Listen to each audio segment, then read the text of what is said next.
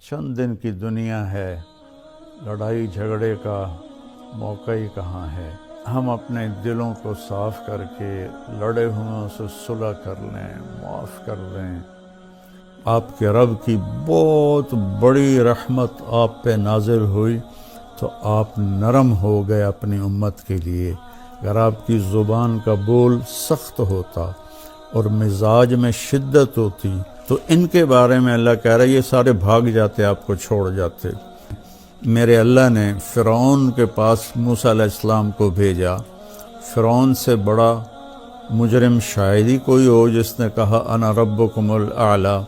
تو اللہ نے دونوں بھائیوں سے فرمایا فقولا لہ قولا لینا کہ موسیٰ ہارون فرعون کے ساتھ نرم لہجے میں بات کرنا۔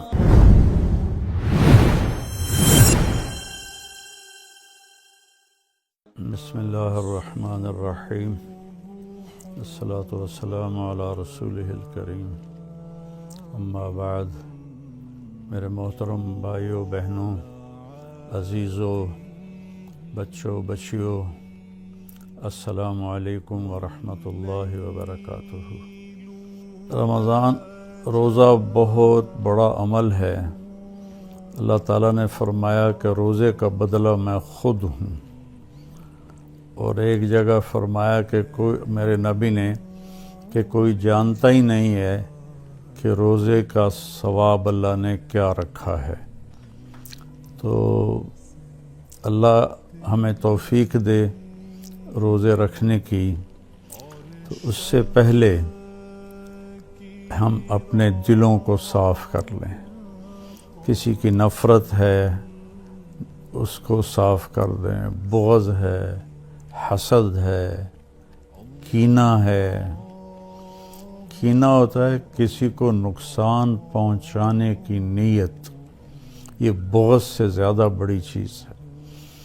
تو اس قسم کی جتنے بھی ہمارے دل میں منفی چیزیں ہیں، یہ ہم اللہ سے مانگ کے اپنے دل کو صاف کر دیں تاکہ ہمارے روزے قبول ہوں۔ اور خاص طور پر اگر ماں باپ کی نافرمانی ہے تو رمضان میں اس کی بخشش نہیں ہوتی۔ ماں باپ کے پاؤں پکڑ کے معافی مانگ لیں۔ اگر شراب کی عادت ہے تو شرابی کی بھی بخشش نہیں ہوتی، توبہ کر لے تو سب معاف ہے۔ تو اس سے بھی ہم توبہ کریں۔ اور رشتہ داروں سے برا سلوک ہے تو اس سے بھی ہم توبہ کریں اور ان سے ملیں، جا کر جھک جائیں۔ اور جھک جانے میں اللہ نے عزت رکھی ہے۔ اور کسی کے بارے میں دل میں کینہ ہے، یعنی اس کو نقصان پہنچانے کی نیت اور ارادہ ہے، اس سے بھی توبہ کریں تو انشاءاللہ ہمارے روزے اللہ کی بارگاہ میں قبول ہوں گے۔ آخری رات اللہ فرماتے ہیں کہ دن کے روزے اور رات کے قیام کی وجہ سے میں نے ان کے سارے گناہ معاف کر دیے۔ اور اللہ تعالیٰ نے ہر امت پہ روزہ فرض کیا ہے۔ ہمارے لیے روزہ آسان کیا ہے کہ ہمارے لیے سحری بھی ہے اور ہمارے لیے افطاری بھی ہے۔ تو اہتمام سے ہم ان روزے رکھیں اور کوشش کریں کہ پیٹ بھر کے نہ کھائیں تاکہ جسمانی فائدہ بھی ہو، روحانی فائدہ بھی ہو۔ اگر ایک مہینہ پورا ہم اس طرح روزہ رکھیں کہ ہمیں ظہر سے بھوک لگنی شروع ہو جائے تو پورے مہینے میں ہمارے جسم کے اندر جتنی بھی کثافتیں اور غلط چیزیں جمع ہیں وہ ساری دھل جاتی ہیں اور صاف ہو جاتی ہیں۔ تو رمضان کا مطلب ہے جل جانا۔ تو رمضان اور جل جانا اور روزہ، اس میں مناسبت یہ ہے کہ جوں انسان روزے رکھتا چلا جاتا ہے اللہ اس کے گناہوں کو جلاتا جاتا ہے یہاں تک کہ آخری رات اس کے سارے گناہ جلا کے اسے پاک اور صاف کر دیتا ہے۔ تو ہم اپنے دلوں کو صاف کر کے لڑے ہوئے سے صلح کر لیں، معاف کر دیں۔ چند دن کی دنیا ہے، لڑائی جھگڑے کا موقع ہی کہاں ہے، چند صبحیں ہیں، چند شامیں ہیں، بہت سی بیت گئیں، تھوڑی باقی ہیں۔ بہادر شاہ ظفر رحمۃ اللہ علیہ کا شعر ہے، ان حسرتوں سے کہہ دو کہیں اور جا بسیں، اتنی جگہ کہاں ہے دل داغدار میں۔ تو دل داغدار میں اللہ کی محبت اور اللہ کے رسول کی محبت اور اللہ کے بندوں سے محبت اپنائیں تاکہ ہمارا ہر عمل قبول ہو اور اللہ تعالی ہم سے راضی ہو۔ اور دوسری بات یہ ہے مالدار حضرات کے لیے کہ زکوٰۃ کا تو ضرور اہتمام فرمائیں، بہت غربت ہے اور بہت مہنگائی ہے، ہمارے گناہوں کی سزا ہے کہ مہنگائی کا عذاب ہے ہمارے اوپر۔ جو اللہ ہی ٹالے تو ٹالے، تو ہم سب اللہ کی بارگاہ میں توبہ کریں اور کھل کے مال خرچ کریں، زکوٰۃ بھی دیں، زکوٰۃ سے بڑھ کر بھی دیں، اور ڈھونڈ ڈھونڈ کر خاص طور پر ان لوگوں کو جو سوال نہیں کرتے اور گھر میں فاقہ ہے، انہیں تلاش کر کر کے ہم اپنا مال خرچ کریں کہ جو ہم نے خرچ کر دیا وہ ہمارا ہو گیا، جو ہم نے بچا کے جمع کر لیا وہ مرتے ہی پرایا ہو گیا، پتہ نہیں اولاد کا ہے یا کس کا ہے۔ تو زیادہ سے زیادہ اللہ کے نام پر مال خرچ کریں، غریبوں کو ان کو ڈھونڈ کر، مریضوں کو، روزہ رکھنے والے روزہ رکھ نہیں سکتے ان کو ان کی امداد کریں۔ ہماری فاؤنڈیشن بھی اس میں بہت اللہ کے فضل سے کام کر رہی ہے، تو ہمارا بھی کچھ تعاون فرمائیں فاؤنڈیشن کا، تو اللہ تعالیٰ آپ کے اس مال کو جہنم سے بچاؤ کا ذریعہ بنائے گا۔ تیسری بات یہ کرنی ہے کہ ایک اپنی زبان کو لگام دینا سیکھ لیں کہ اس زبان سے، میرے نبی نے حضرت معاذ ابن جبل سے فرمایا، معاذ الا انبئک بملاک ھذا کلہ، معاذ میں تمہیں لمبی چوڑی نصیحت فرمائی تھی کہ ساری نصیحت کا میں تمہیں خلاصہ بتاؤں؟ انہوں نے کہا اجل یا رسول اللہ، ضرور یا رسول اللہ۔ تو فأحوى بإصبعيه إلى لسانه، تو اپنے زبان کو باہر نکالا اور یوں کینچی بنائی اور اس کو یوں پکڑا، اور پھر فرمایا کف ھذا، اے معاذ اپنی زبان پہ قابو رکھنا۔ وہ کہنے لگے یا رسول اللہ انؤاخذ بما نقول، جو ہم بولتے ہیں اس کا بھی حساب ہے؟ تو آپ نے فرمایا سکلت کا امک یبن جبل، ارے جبل کے بیٹے تیری ماں تجھے روئے۔ وَهَلْ يَكُبُّ النَّاسَ فِي نَارِ جَهَنَّمَ إِلَّا حَصَائِدُ أَلْسِنَتِهِمْ، تمہیں پتہ ہے سب سے زیادہ جہنم میں دھکا دینے والی یہ زبان ہوگی، اس کا گندا بول، گالی گلوچ، غیبت، جھوٹ، بہتان، نفرت کے انداز میں بولنا، حقارت کے انداز میں بولنا، ملازموں کے ساتھ گالی گلوچ کرنا، آپس میں گالی گلوچ کرنا، اور خاص طور پر میں جو حضرات یوٹیوب پر بیٹھ کے دین کے درس دے رہے ہیں ان کے آگے ہاتھ جوڑتا ہوں، اللہ کے واسطے اپنی زبان ٹھیک کرو، اپنی زبان ٹھیک کرو، اپنی زبان ٹھیک کرو۔ ایسے میرے نبی کے بارے میں آتا ہے ما کان فاحشا متفحشا، میرے نبی کبھی بھی بدخوئی اور بد کلامی کرنے والے نہیں تھے۔ اور میرے اللہ نے فرمایا فَبِمَا رَحْمَةٍ مِّنَ اللَّهِ لِنْتَ لَهُمْ وَلَوْ كُنْتَ فَظًّا غَلِيظَ الْقَلْبِ لَانفَضُّوا مِنْ حَوْلِكَ، میرے محبوب آپ کے رب کی بہت بڑی رحمت آپ پہ نازل ہوئی تو آپ نرم ہو گئے اپنی امت کے لیے۔ اگر آپ کی زبان کا بول سخت ہوتا اور مزاج میں شدت ہوتی تو لانفضوا، افراتفری میں جب لوگ بھاگتے ہیں نا تو اس کو انفزاز کہتے ہیں۔ جیسے کہیں کوئی دھماکہ ہو جائے تو لوگ افراتفری میں بھاگتے ہیں جدھر جس کا منہ ہوتا ہے۔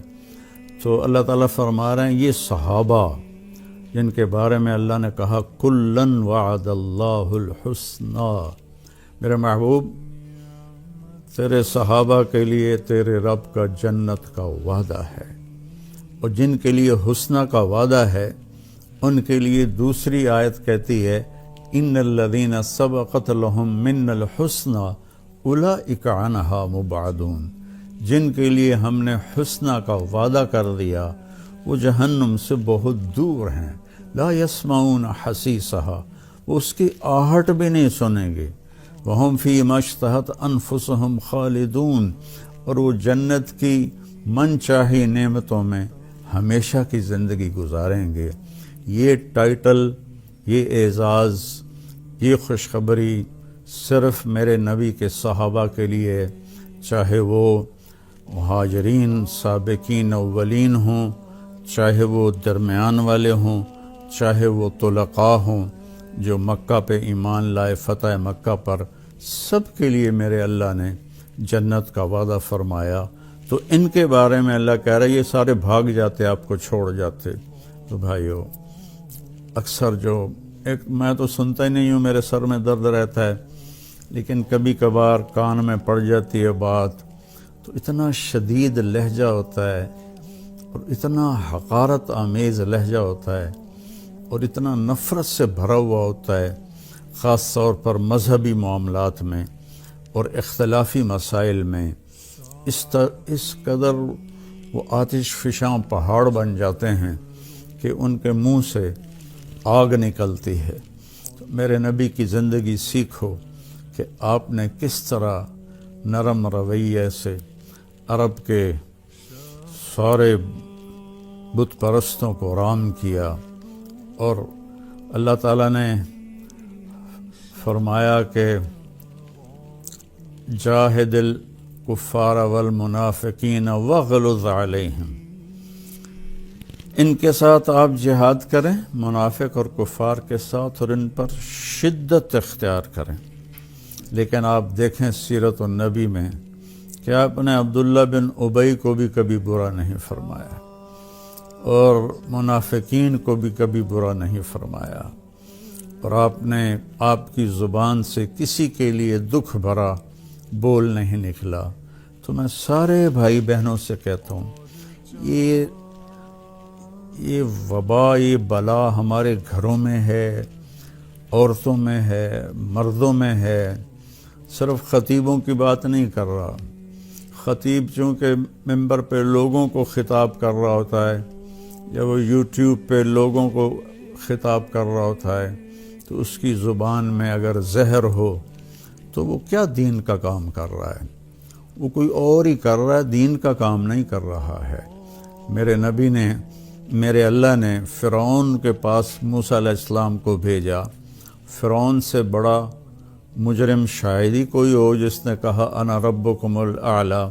تو اللہ نے دونوں بھائیوں سے فرمایا فقولا لہ قولا لینا، کہ موسیٰ ہارون فرعون کے ساتھ نرم لہجے میں بات کرنا۔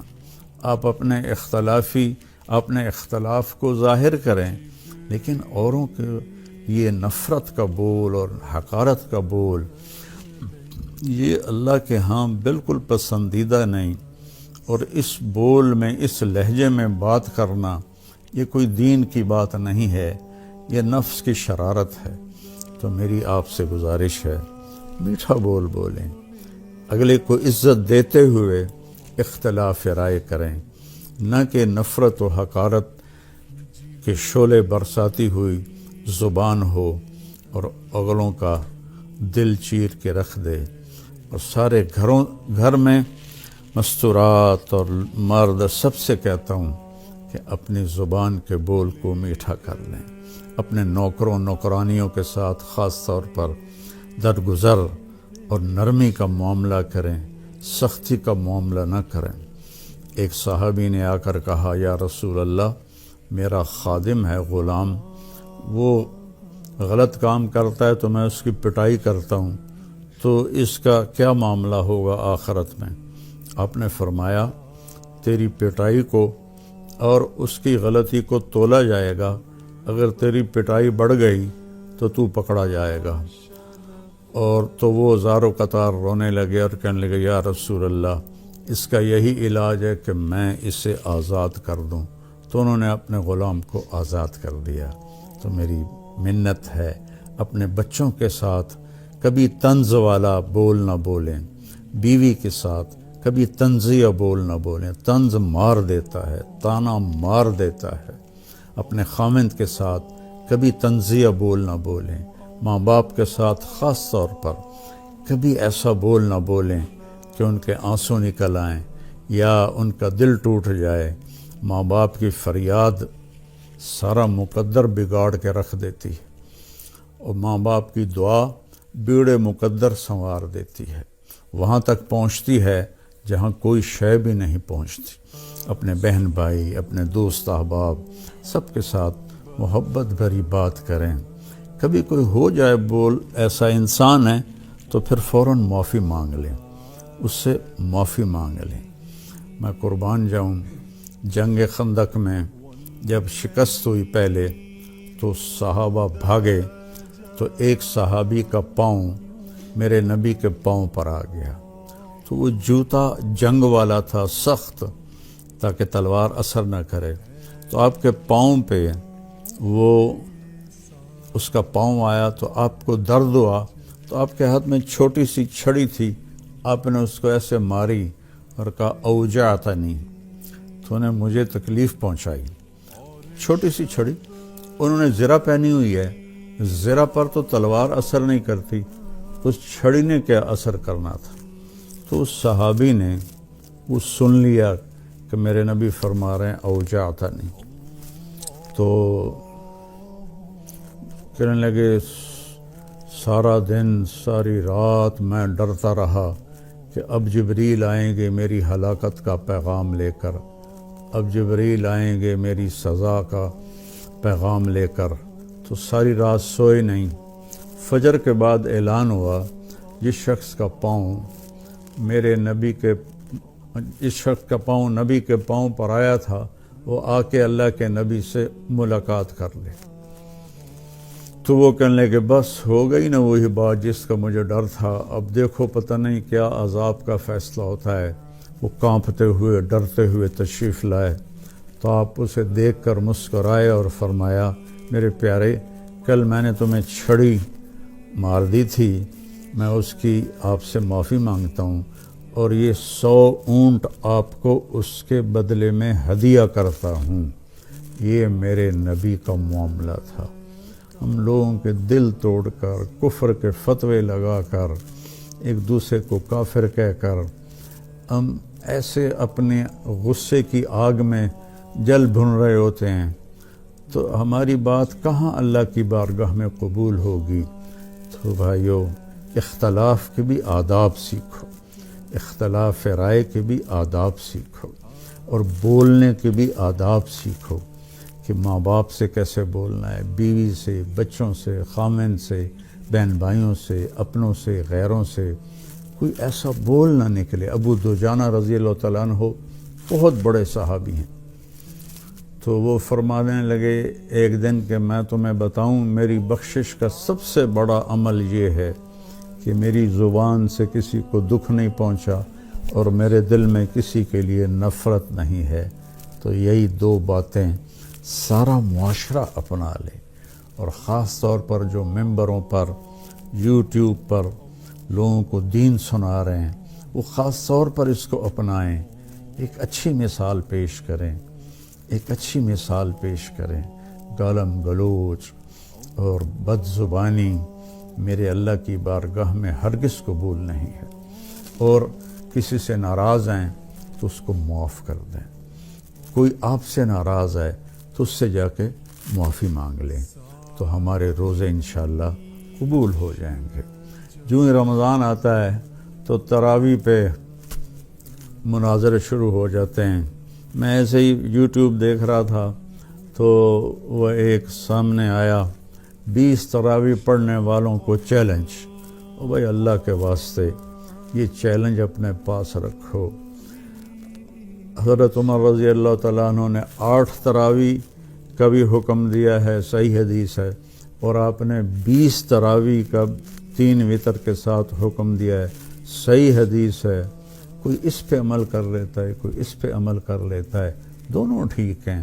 باقی یہ نوافل ہیں، کوئی 20 پڑھو، 40 پڑھو، اہل مدینہ 40 پڑھتے تھے۔ یہ تراویح کا لفظ کہاں سے آیا کہ اہل مکہ 4 رکعت پڑھتے تھے پھر ایک طواف کرتے تھے۔ ترویح کہتے ہیں تھوڑی دیر کے آرام کو، پھر 4 رکعت پڑھ کے اور ایک طواف کرتے تھے، تو اس طرح ان کو تھوڑا آرام بھی ہو جاتا تھا، پھر آگے شروع ہو جاتے تھے۔ مدینے والوں کو پتہ چلا کہ مکے والے تو ہر 4 تراویح کے بعد طواف کرتے ہیں، تو ہم کیا کریں؟ انہوں نے 40 رکعت پڑھنی شروع کر دی۔ تو اس پہ لوگوں کو تشویش میں نہ ڈالیں۔ جو 20 پڑھ رہا ہے وہ بھی ٹھیک کر رہا ہے، جو 8 پڑھ رہا ہے وہ بھی ٹھیک کر رہا ہے، کوئی 40 پڑھ رہا ہے وہ بھی ٹھیک کر رہا ہے۔ یہ قیام اللیل ہے، اللہ تعالیٰ کے نبی نے 3 دن صرف کیا، اس کے بعد نہیں کیا، اور ہم تو سب پورا مہینہ کرتے ہیں۔ اس کو حضرت عمر رضی اللہ تعالیٰ عنہ نے جاری فرمایا، اور دونوں صحیح روایات ہیں، 8 کی بھی 3 رکعت 11، اور 20 کی بھی اور 3 رکعت وتر۔ تو کثرت سے تلاوت کریں قرآن کی۔ بخاری شریف کی روایت ہے، کانا رسول اللہ صلی اللہ علیہ وسلم اجود الناس، اللہ کے نبی سب سے زیادہ سخی تھے۔ وَأَجْوَدُ مَا يَكُونُ فِي رَمَضَانَ حِينَ يَلْقَاهُ جِبْرِيلُ يَأْتِيهِ كُلَّ لَيْلَةٍ فَيُدَارِسُهُ الْقُرْآنَ، اور رمضان میں آپ بہت زیادہ سخی ہو جاتے تھے جب جبریل آتے تھے۔ روزانہ رات کو آپ جبریل کے ساتھ قرآن کا دور فرماتے تھے۔ تو یہ واحد نبی ہیں جن کے پاس اتنی کثرت سے جبریل تشریف لائے، ہر رات تشریف لاتے تھے۔ میرے نبی کو 9 رمضان ملے، تو ہر رات کو، اور آخری رمضان میں 2 دفعہ آتے تھے، 2 دفعہ قرآن کا دور ہوا آپ کا جبریل کے ساتھ۔